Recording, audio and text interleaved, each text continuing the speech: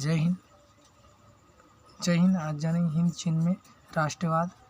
अगर आप चैनल पर पहले प्लीज़ वीडियो को लाइक कर दें, चैनल को सब्सक्राइब कर दें और इसे शेयर भी कर दें। तो चलिए देखते हैं हिंद चीन में राष्ट्रवाद।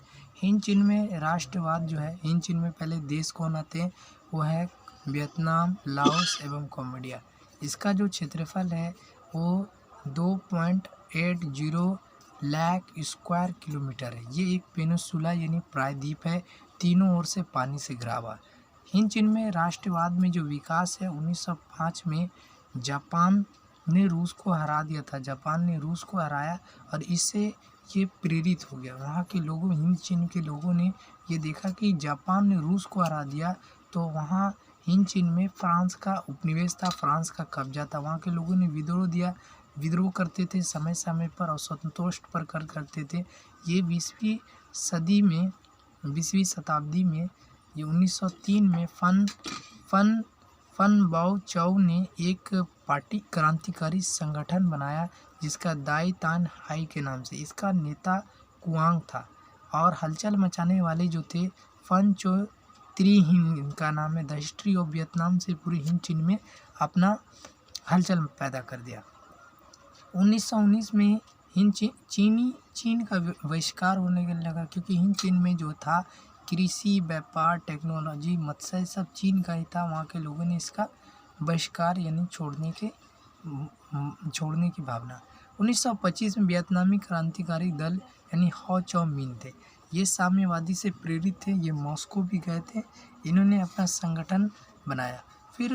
फिर इसी क्रम में 1930 में पूरे विश्वव्यापी मंदी यानी पूरे वर्ल्ड में मंदी आ गई। सेकंड वर्ल्ड वार की भी घटना घटी हिंद चीन के आंदोलन में, राष्ट्रवादी आंदोलन में घटी, जो 1939 से 1945 तक चला था। जर्मनी से फ्रांस की हार हो गई थी और जून 1940 को जापान की सेना ने पर्ल हार्बर पर हमला किया और ये हमले से वो हार भी गया, जिसमें एक घोषणा हुई, पॉट्सडम की घोषणा हो गई। 2 सितंबर 1945 को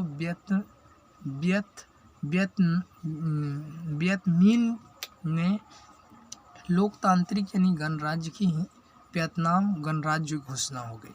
इसका जो सरकार बनी, हो चौ मिन की सरकार बनी वियतनाम में। इसी क्रम में एल मने है लाओस, सी मने है कंबोडिया। लाओस और कंबोडिया में भी 25 अगस्त 1945 को उन्नाम का जो शासक था बाओ दाई ने अपना पद छोड़ दिया। पद छोड़कर ये भाग गए। हिंद चीन के प्रति फ्रांस की जो नीति थी वो यूनियन बनाने की थी और इन दोनों के बीच एक समझौता भी हुआ मार्च 1946 को, हिनाई समझौता। ये फ्रांस और वियतनाम के बीच हुआ और ये टूट गया ये समझौता। और फिर गोरिल्ला सैनिक ने बीएन फू के अड्डे पर हमला किया, जिसमें फ्रांस के 16,000 सैनिक जो है मारे गए, आत्मसमर्पण कर दिया। 16,000 सैनिकों ने फ्रांस के आत्मसमर्पण कर दिया। गुरिल्ला सैनिक यानी साउथ वियतनाम के थे, उन्होंने आक्रमण किया किस एरिया में, दियन फुन एरिया साउथ वियतनाम में है। वहाँ 16,000 फ्रांसीसी सैनिक ने वहाँ आत्मसमर्पण कर दिया, सरेंडर कर दिया। अमेरिका का हस्तक्षेप शुरू से रहा। इसमें अमेरिका रूस के कूदने से थर्ड वर्ल्ड वार की आशंका जताई जाने लगी। अब पूरे विश्व में असंतोष की भावना देखने लगी, क्योंकि रूस जो है वियतनाम का समर्थक कर रहा था। 1954 में जेनेवा समझौता हुआ और इस समझौते में जो वियतनाम 2 भाग में बढ़ गया, लाओस और कंबोडिया में बढ़ गया। हुआ आंदोलन 1939 को, जिसका नेता हुआइन फू सो थे। अमेरिका जो है साउथ वियतनाम को कब्जा करना चाहता था। वहाँ जो है दाई दियम थे वहाँ के तानाशाह। लाओस में भी एक गृह युद्ध हो गया। कंबोडिया और लाओस जो है 1954 में ही स्वतंत्र हो गया था। ये त्रिसंधीय इंटरनेशनल की देखरेख के कौंसिल में वहाँ जिसके सदस्य थे भारत यानी इंडिया, कनाडा और पोलैंड। ये 1956 में एकीकरण हो गया।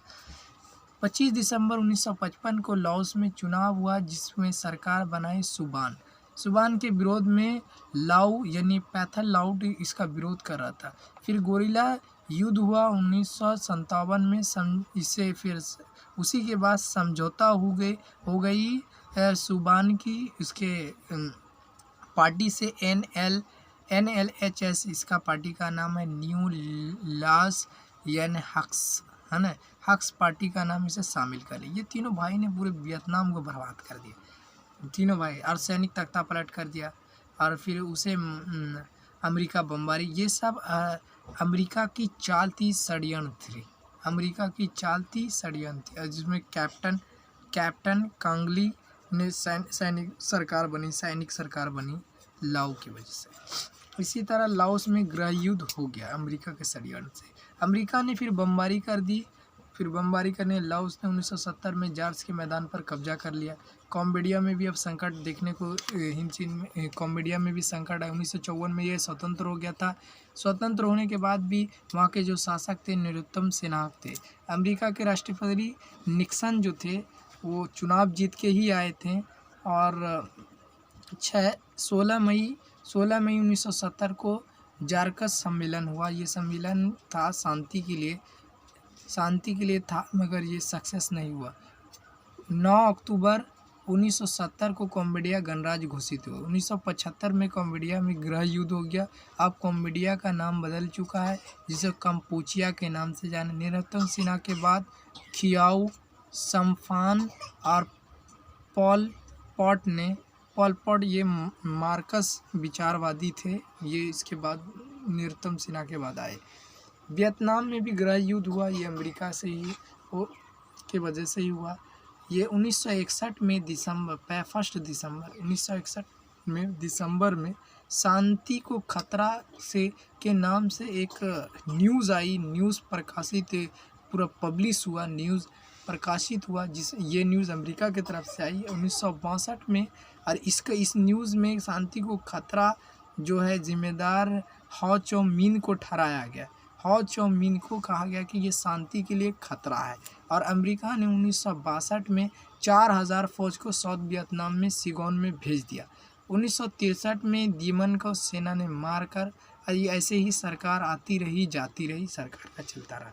अमेरिका के असफलता से वियतनाम का एकीकरण हुआ।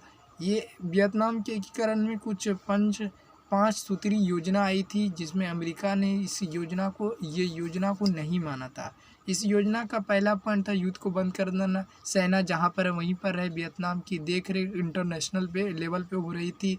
युद्ध को विराम लगा देना, संघर्ष को अंत कर देना। ये सब होने का कारण था कि माई ली गांव था साउथ वियतनाम का।